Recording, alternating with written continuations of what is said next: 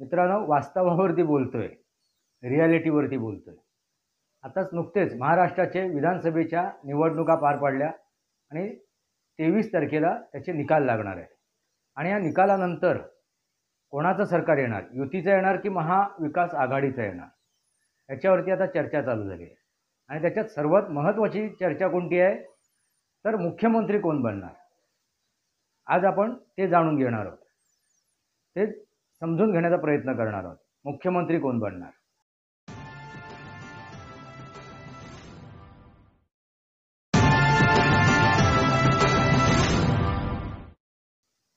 नमस्कार मित्रांनो, वास्तवावर बोलू काय ते. मित्रांनो, वास्तवावरती बोलतोय, रियालिटीवरती बोलतोय. आताच नुकतेच महाराष्ट्राचे विधानसभेच्या निवडणुका पार पडल्या आणि 23 तारखेला त्याचे निकाल लागणार आहे. आणि या निकालानंतर कोणाचं सरकार येणार, युतीचं येणार की महाविकास आघाडीचं येणार, याच्यावरती आता चर्चा चालू झाली आहे. आणि त्याच्यात सर्वात महत्त्वाची चर्चा कोणती आहे, तर मुख्यमंत्री कोण बनणार. आज आपण ते जाणून घेणार आहोत, ते समजून घेण्याचा प्रयत्न करणार आहोत. मुख्यमंत्री कोण बनणार. वास्तवावर बोलू काहीतरी या शृंखलेमध्ये पुन्हा एकदा आपलं स्वागत. मी आपला मित्र राजेश वासंती साबाजी केळुसकर. मित्रांनो, विधानसभेच्या निवडणुका पार पडल्या. महाराष्ट्रामधले विधानसभेच्या निवडणुका पार पडलेल्या आहेत आणि आता 23 तारखेला त्याचे निकाल लागणार आहेत.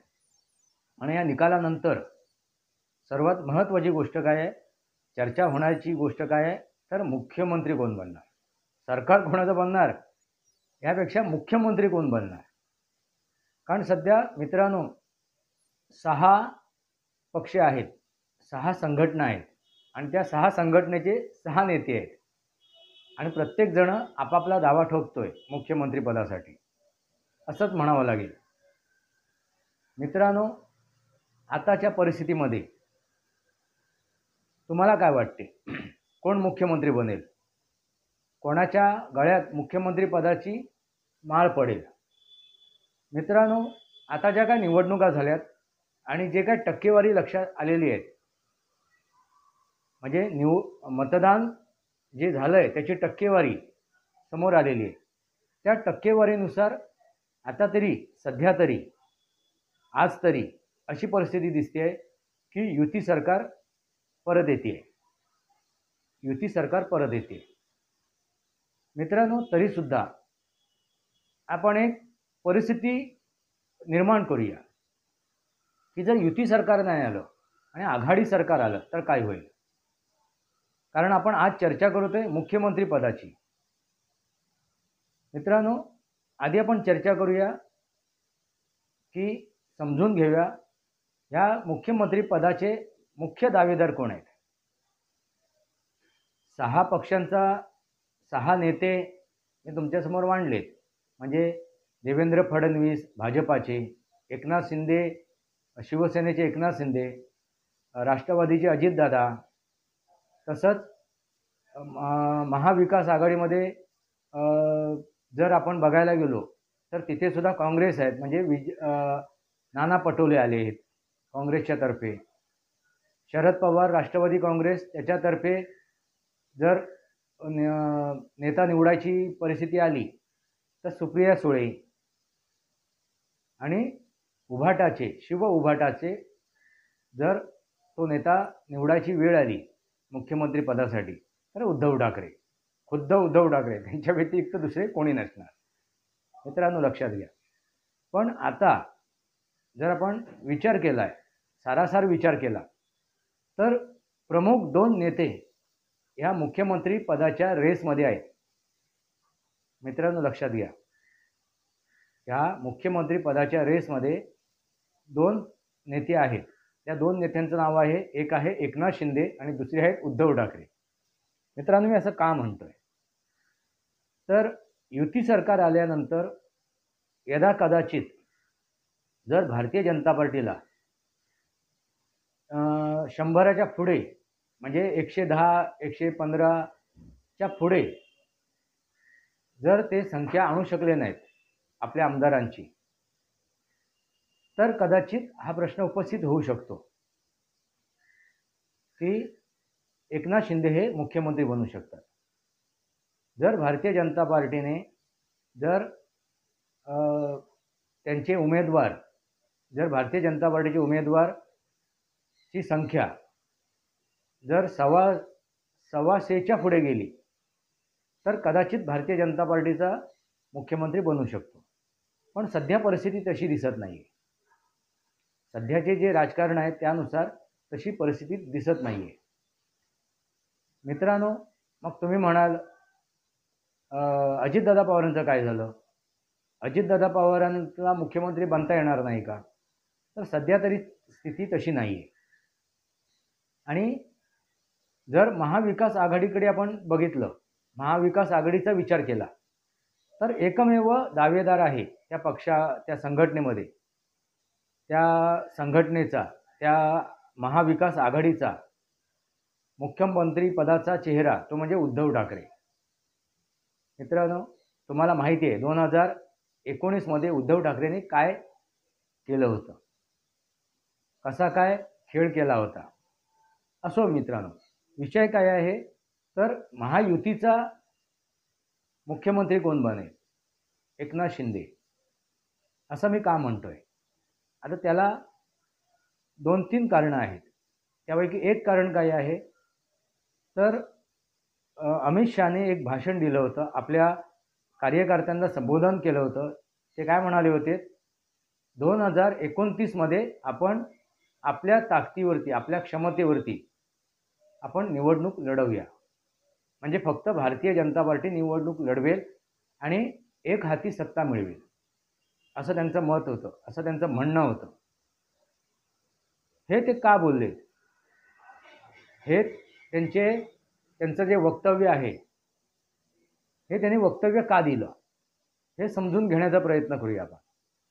मित्रांनो, 2024ची जी निवडणूक लढवली गेली त्या अगोदर भाजपाचे जे कार्यकर्ते आहेत ना ते नाराज होते।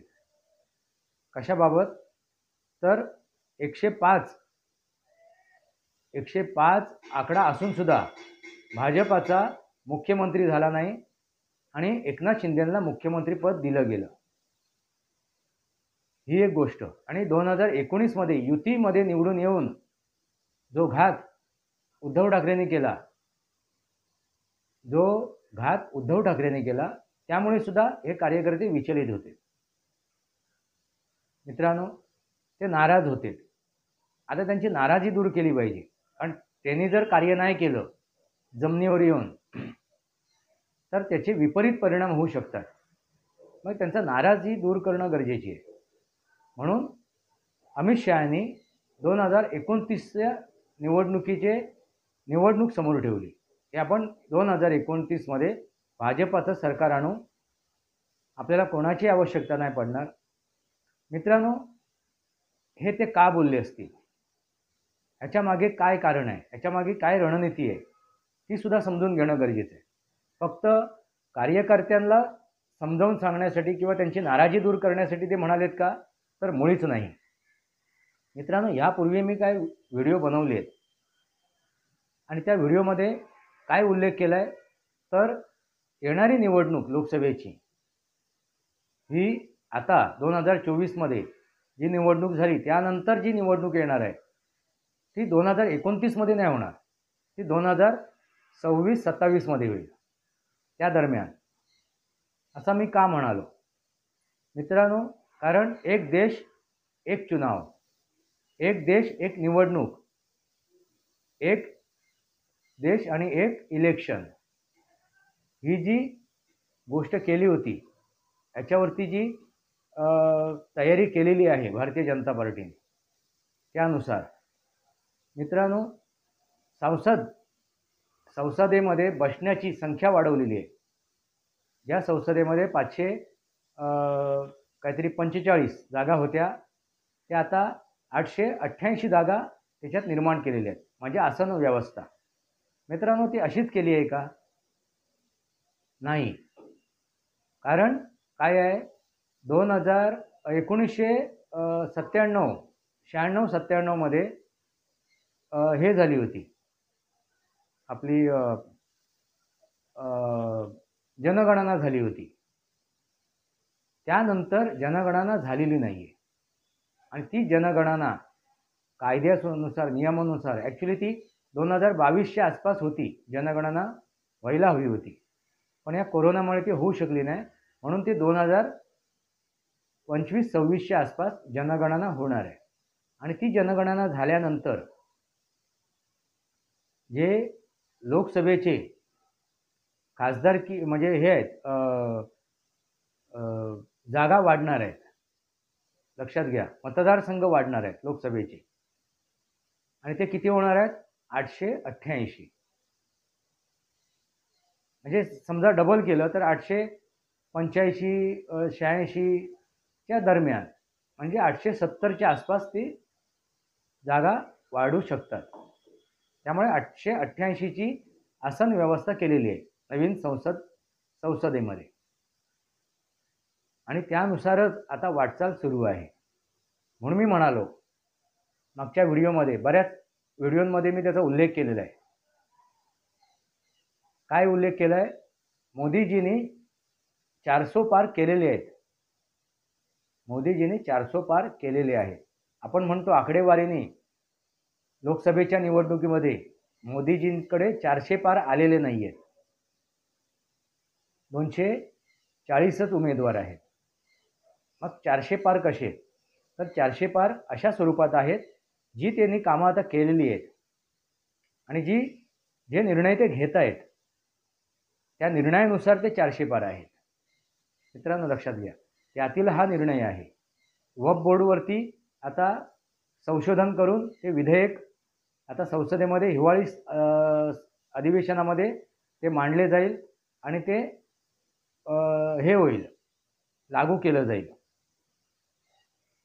मित्रांनो लक्षात घ्या, त्याचे परिणाम ह्या देशात होणार, मतदारांवरती होणार. जसं 370 कलम हलवल्यानंतर जे परिणाम मतदारांवरती झाले होते तेच परिणाम परत एकदा वक्फ बोर्डच्या नावाने मतदारांवरती होतील. आणि मतदार जे नाराज आहेत, भाजपापासून जे नाराज झालेले आहेत, यांची दिशाभूल झाली आहे, जे संभ्रमित झाले आहेत, ते मतदार परत भाजपकडे वळू शकतात. असे काही निर्णय आहेत, ते निर्णय ह्या महाराष्ट्राच्या निवडणुकीनंतर घेतले जातील. याचे निकाल लागल्यानंतर, सरकार स्थापन झाल्यानंतर, भले कोणाचाही सरकार असो, मग महाविकास आघाडीचा असो किंवा महायुतीचा असो, हे निर्णय घेतले जातील. आणि त्यानंतर 2025, 26, 27 ह्या दरम्यान, म्हणजे 25 ते 26 या दरम्यान काय होईल? जनगणना होईल आणि त्या जनगणनेनुसार त्या लोकसभेचे मतदारसंघ वाढतील. तसंच मग विधानसभेचे मतदारसंघ वाढतील. जसे लोकसभेचे वाढतील तसे विधानसभेचे वाढतील. लक्षात घ्या मित्रांनो. मग आणि त्यावेळी जर एक देश एक निवडणूक, एक देश एक निवडणूक, एक चुनाव, एक इलेक्शन जर होणार असेल तर ते कधी होईल? 2026 ते 27च्या आसपास. मग जर उद्या सकाळी महाराष्ट्रामध्ये सरकार स्थापन झालं, कोणाचंही असो, मग युतीचं असो की महाविकास आघाडीचं असो, ते किती दिवस चालेल? तर 1-1.5 वर्ष जास्तीत जास्त. कारण निवडणुका येत आहेत मित्रांनो, निवडणुका येऊ घातल्या आहेत आणि त्या निवडणुका मोदी सरकार अगोदर पडलं कोसळलं म्हणून नव्हे मित्रांनो. ह्या ज्या निवडणुका आहेत लोकसभेच्या, विधानसभेच्या, ह्या ज्या निवडणुका होणार आहेत त्या एखादं सरकार कोसळलं म्हणून नव्हे, तर एक देश एक निवडणूक, एक देश एक चुनाव, ह्या माध्यमाखाली ते निवडणूक होणार आहे. लक्षात घ्या मित्रांनो. आणि ह्याची बातमी तुम्हाला लवकरच मिळेल मित्रांनो. म्हणून जर आता 1-1.5 वर्षातच निवडणूक होणारच आहेत, मग कशाला ना एकनाथ शिंदेला हटवा, त्यांनाच एक कंटिन्यू करून टाकू, असा निर्णय अगोदरच झालेला असणार. लक्षात घ्या मित्रांनो. त्यामुळे काय होईल, अजितदादा पवार हे सुद्धा रुष्ट होणार नाही. त्यांच्याकडे काय प्रश्न उपस्थित राहणार नाही. त्यांच्यासमोर बोलण्यासाठी संधी उपस्थित राहणार नाही. जर एकनाथ शिंदे यांना रिपीट केलं तर. म्हणजे अगोदर का नाही जाहीर केलं असं तुम्ही म्हणाल. तर हे का अगोदर जाहीर नाही केलं, तर जे 3 पक्ष आहेत त्या 3 पक्षातील कार्यकर्त्यांना समोर असा काय विषय जाऊ नये आणि ते कार्यकर्ते विचलित होतील. भारतीय जनता पार्टीचे सुद्धा होतील आणि अजितदादा पवार यांचे सुद्धा विचलित होतील. आणि शिवसेनेचे विचलित नाही होणार, ते अगदी आनंदाने उड्या मारतील. पण अजितदादा पवार म्हणजे राष्ट्रवादीचे कार्यकर्ते, नेते आणि भारतीय जनता पार्टीचे नेते आणि कार्यकर्ते विचलित होतील आणि त्याचा परिणाम या निवडणुकीवर होऊ शकतो. म्हणून ही गोष्ट गुलदस्त्यामध्ये ठेवली होती. मित्रांनो लक्षात आलं का. माझा मत मी जितकं ओळखतो अमित शहा यांना, मी जितकं ओळखतो मोदींना, त्याच्यावरती मी माझा हे मत प्रकटीकरण करतोय मित्रांनो. त्यामुळेच मी पहिल्यापासून सांगत आलो होतो, ज्यावेळी मोदींनी 400 पार ही जी घोषणा दिली होती त्यानंतर मी सांगत आलो होतो की 400 पार झालेले आहेत. मग ते आकड्यामध्ये नव्हे तर नीतीमध्ये. लक्षात घ्या. कारण 400 पार झाल्यानंतर काय हवं, काय झालं असतं, तर एक ताकद मिळाली असती. अगदी बिनधास्त निर्णय घ्यायला ते मोकळे झाले असते. पण आजच्या स्थितीला सुद्धा ते बिनधास्तच आहेत. 400 पार आल्यानंतर जी ताकद त्यांना हवी होती ती आजच सुद्धा आहे. त्याच्यामधून 2-3 प्रश्न निकालात लागलेत. काय निकालात लागलेत, तर पहिला प्रश्न म्हणजे EVM त्या मशीनवरती, याच्यावरती मतदान केलं जाते त्या मशीनवरती जो त्या मशीनबद्दल जो प्रश्नचिन्ह लावण्याचा प्रयत्न केला होता तो निकालात लागला. परत सबका साथ, सबका विकास, सबका प्रयास, सबका साथ ही जी 4 सूत्री त्यांनी घोषणा दिली होती, हा मंत्र दिला होता, त्याला झुगारून मुसलमानांनी काय केलं, एक गठ्ठा मतदान केलं. म्हणजे उद्या सकाळी मोदी सांगायला तयार होतील की मी तुमच्यासाठी सर्व केलं, पसमानदा मुसलमानांसाठी सर्व केलं, पण तुम्हाला कुठल्या योजना नकोय, तुम्हाला कुठला लाभ नकोय, तुम्हाला ह्या देशाशी काही मतलब नाही आहे, तुम्हाला एकच गोष्ट हवी आहे ती म्हणजे इस्लामिकरण करणं. ही गोष्ट आता मुसलमानांनी सिद्ध केलेली आहे. त्यामुळे जागतिक पातळीवरती कोणीही मोदी सरकारवरती बोट ठेवू शकत नाही. त्यांनी दिलं होतं सबका साथ, सबका विकास, सबका प्रयास, सबका विश्वास. पण सबका विकास झाला, सगळ्यांचा विकास झाला, पण सबका साथ नाही मिळाला, सगळ्यांची साथ नाही मिळाली, सगळ्यांचा विश्वास नाही मिळाला आणि सगळ्यांनी प्रयाससुद्धा नाही केला. मित्रांनो लक्षात आलं का. म्हणून आता जे बटोगे तो कटोगे हा जो नारा दिला गेला त्याला कारणच तो आहे. कारण 2024मध्ये मुसलमानांनी जे काही घडवलं केलं त्या कारणास्तव. मित्रांनो हे एक कारण आहे. महत्त्वाचं कारण काय आहे, तर एक देश एक चुनाव, एक देश एक निवडणूक, ह्या गोष्टीला समोर ठेवून एकनाथ शिंदेच हे मुख्यमंत्री बनतील, हे पहिलं कारण. दुसरं कारण काय आहे, तर एकनाथ शिंदे यांना सोबत घेऊनच जर त्यांना सरकार स्थापन करायचं असेल तर तिथे वादावाद करण्यात काय अर्थ नाही आहे. तिथे वादावाद काय करण्यात अर्थ नाही. जर भाजपाचे 105, 110च्या आसपास जर उमेदवार निवडून आले, तेवढी संख्या आली, तर त्यांना एकनाथ शिंदेची सोबत घ्यावीच लागणार. मग जे काय वर्ष दीड वर्ष परत येणाऱ्या निवडणूक आहे त्या निवडणुकीपर्यंत जर ते सरकार चालवायचं असेल सामंजस्याने, शांतपणे, तर त्यांना एकनाथ शिंदेंनाच मुख्यमंत्री बनवावं लागेल. त्याच्यातून एक काय संदेश जाईल, त्याच्यातून एक संदेश जाईल पुऱ्या महाराष्ट्राला की भारतीय जनता पार्टी सत्तेला आसोसलेली नाही आहे, सत्तेसाठी हपापलेली नाही आहे, हा संदेश जाईल. कारण एकनाथ शिंदेपेक्षा, शिवसेनेपेक्षा जास्त उमेदवार असून सुद्धा भारतीय जनता पार्टीने परत एकदा एकनाथ शिंदे यांना मुख्यमंत्री बनवलं. आणि ह्या उलट उद्धव ठाकरेंनी जे काय केलं आहे खेळखंडोबा ते 2019मध्ये आणि त्यानंतर आता त्यांनी आपली विचारधारा सोडली, सगळं सोडलेलं आहे. त्यामुळे ते आता उघडे पडलेले आहेत आणि ही गोष्ट हळूहळू आता जनतेमध्ये दिसायला लागले, समजायला लागले, त्यांना उमजायला लागले. त्यामुळे उद्धव ठाकरेपासून ते फारकत सुद्धा घेतील. आणि भारतीय जनता पार्टी हा उदारमतवादी पक्ष आहे या दृष्टीने जर बघितलं, परत नरेंद्र मोदीजींनी केलेले जे काही निर्णय घेतले आहेत त्या निर्णयाला बघून येणाऱ्या निवडणुकीमध्ये लोकसभेच्या किंवा विधानसभेच्या निवडणुकीमध्ये भारतीय जनता पार्टीला जर भरघोस मतदान मिळालं तर ते आश्चर्य मानू नका. कारण ती परिस्थिती निर्माण झालेली आहे. ती परिस्थिती निर्माण कोणी केली आहे? विरोधकांनी. मित्रांनो लक्षात घ्या, ही विरोधकांनी परिस्थिती निर्माण केलेली आहे आणि भारतीय जनता पार्टीने त्यांना उघडा केलेला आहे, उघडं नागडं केलेलं आहे. जी एक चूक 2019मध्ये भारतीय जनता पार्टीने केली, पहाटे जाऊन जे शपथविधी केली अजितदादा पवार यांच्यासोबत, त्या चुकीचे परिणाम भारतीय जनता पार्टीने भोगलेले आहेत.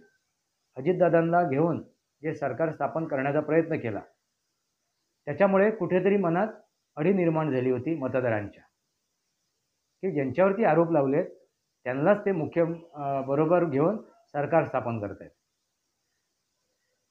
जर त्यांनी ती गोष्ट केली नसती, ती जर गोष्ट केली नसती आणि त्यानंतर ही जी घटना गेली, उद्धव ठाकरे मुख्यमंत्री बनलेत आणि 2.5 वर्षानंतर ते सरकार कोसळलं असतं तर त्याचे परिणाम, त्याचे दुष्परिणाम एवढे झाले नसते.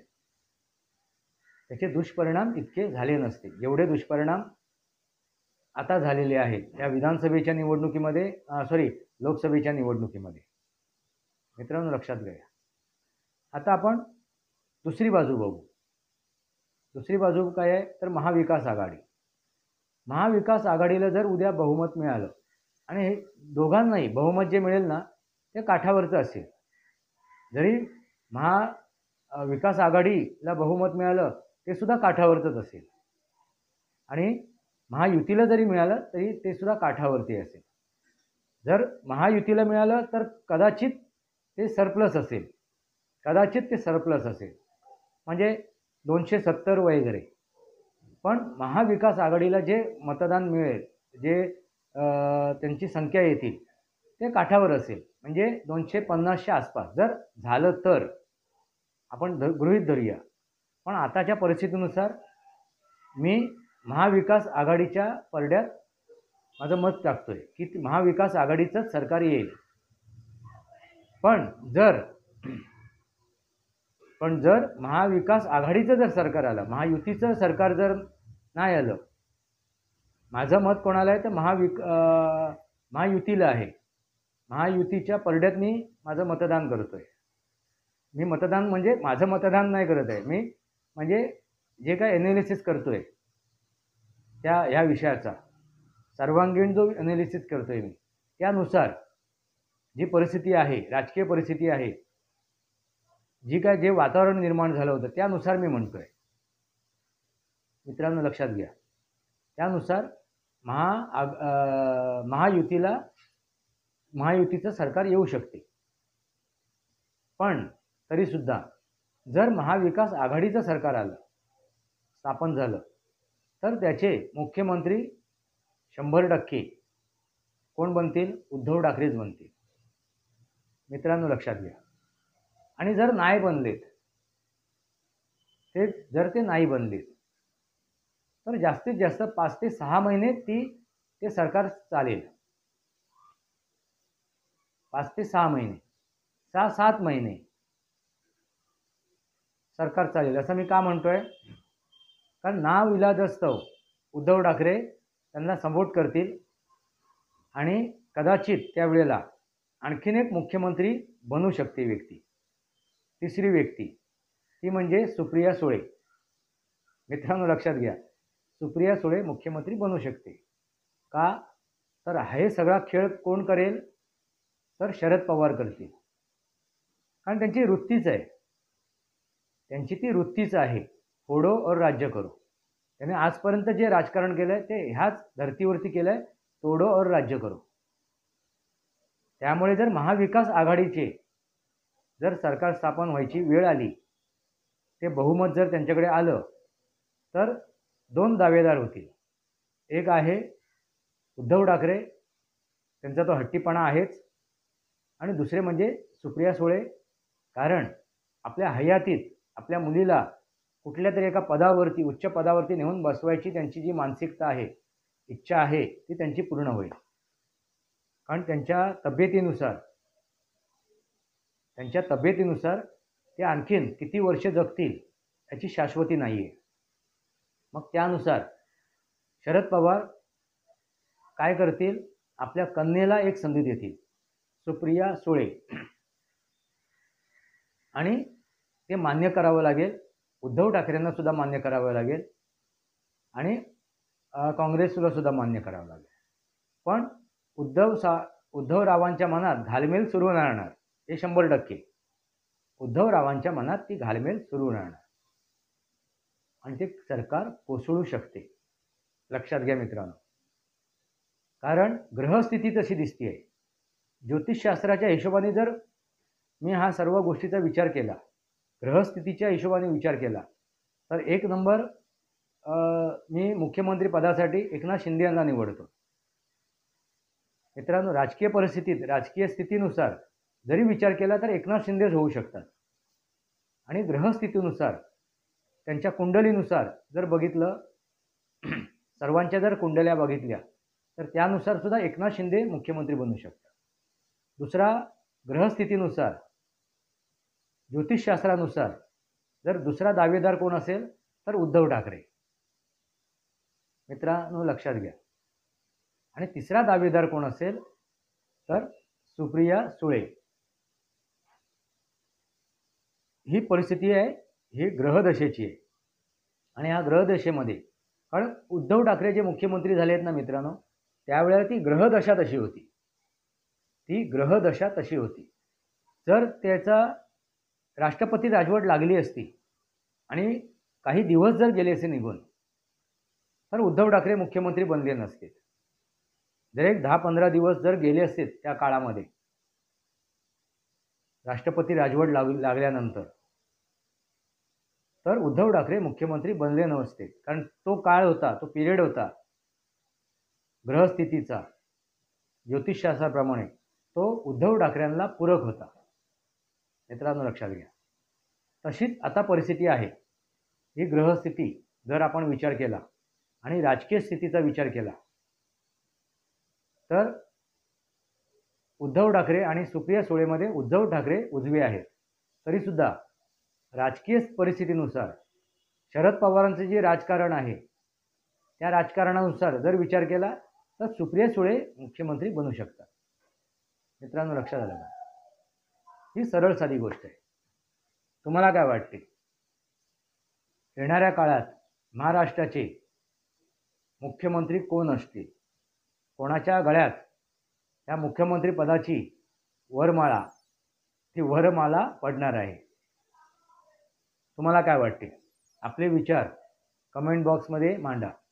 पण ते का, त्याचं कारण पण लिहा. नुसतं उद्धव ठाकरे किंवा एकनाथ शिंदे किंवा सुप्रिया सुळे असं फक्त नावोल्लेख करू नका. ते का होऊ शकतात, त्याच्यामागे राजकीय परिस्थिती काय आहे किंवा ज्योतिषीय परिस्थिती काय आहे, हे तुमच्या विचाराने तुम्ही मांडा. म्हणजे मलाही कळेल.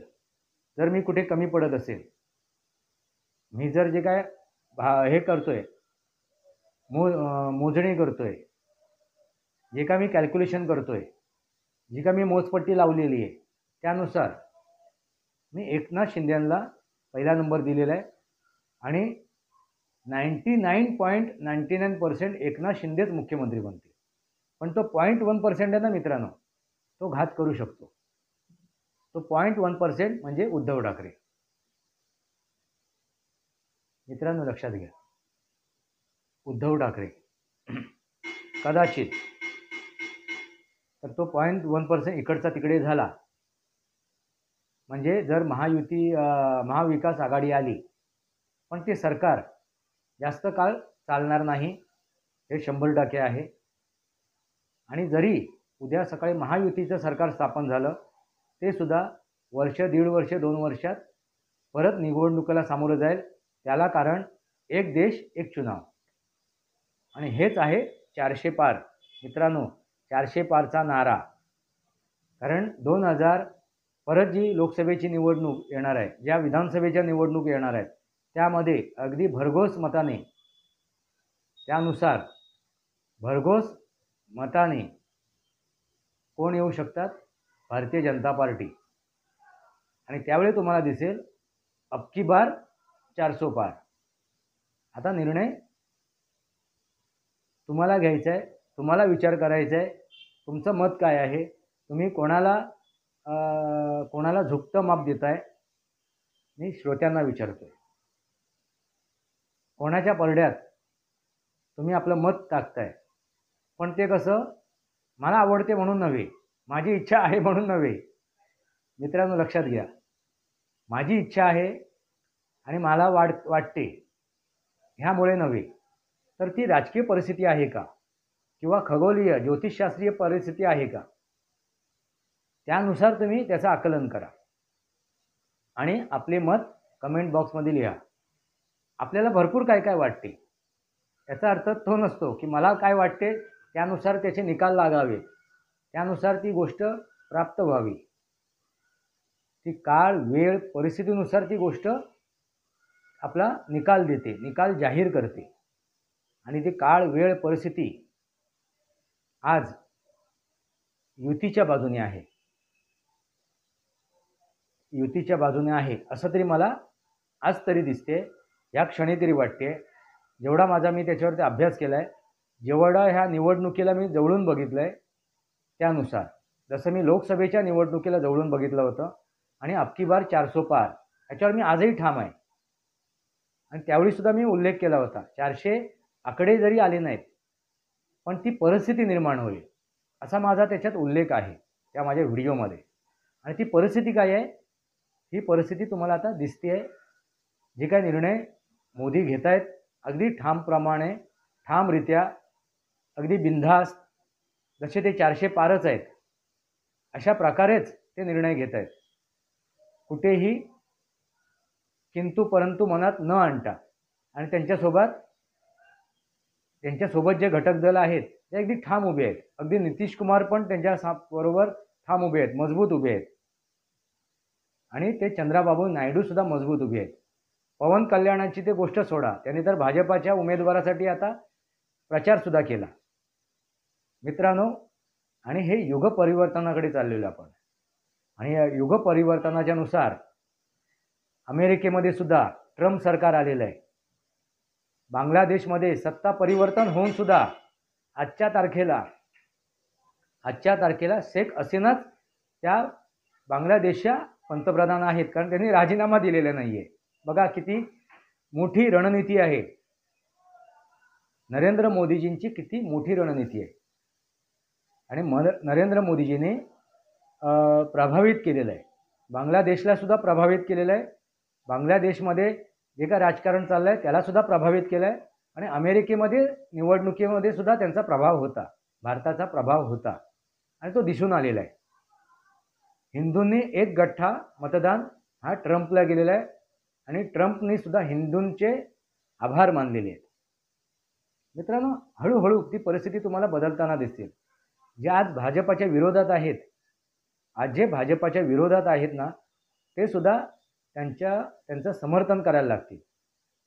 कारण शेवटी त्यांच्याकडे पर्याय दुसरा राहणार नाही आहे. कारण वास्तव समोर येते. आता जे द्वेषच करणारे आहेत, ज्यांच्यामध्ये षडविकार आहेत, त्यांच्यामध्ये परिवर्तन येऊ शकत नाही.